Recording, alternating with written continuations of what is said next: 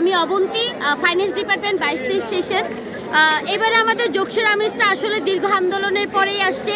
আমরা জানি অন্যান্য ভার্সিটিকে যেভাবে মূল্যায়ন করা হয়, আমাদের জগন্নাথ বিশ্ববিদ্যালয়ের স্টুডেন্টকে কিন্তু সেভাবে মূল্যায়ন করা হয় না।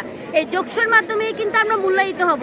আমি চাই যোগসের আমেজটা যেন 30 তারিখ 29 তারিখ অবধি থাকুক এবং 30 তারিখ জনগণের প্রতিনিধি একজন যোগ্য ব্যক্তি যেন 21 জন প্যানেলের মাধ্যমে জয়ী হয়ে আসুক এবং আমাদের জগন্নাথের জন্য এত লেকিংস, এত কষ্ট, এত গ্যাপ সব কিছু যেন ফিল আপ হয়ে যায়। ধন্যবাদ। আমরা বিভিন্ন ক্ষেত্রে দেখে থাকি যে মানে আমরা যে দল জয়ী হয় সেই দলের পরের দল যারা প্রতিদ্বন্দ্বিতা করে তারা কিন্তু আর এগিয়ে আসে না। এটা কিন্তু ভুল। আমরা জগন্নাথের প্রত্যেকটা স্টুডেন্ট যারা প্রার্থী হিসেবে কাজ করতেছি সবার একটাই মোটিভ জগন্নাথকে এগিয়ে নিয়ে যাওয়া। আমরা যে 21 জন প্যানেলের মধ্যে আসবে সেই 21 জনকে ঢাল হয়ে আমরা জবিয়নরাই থাকবো, আমরা প্রার্থীরাই থাকবো যেন তারা ভালোভাবে কাজ করতে পারে।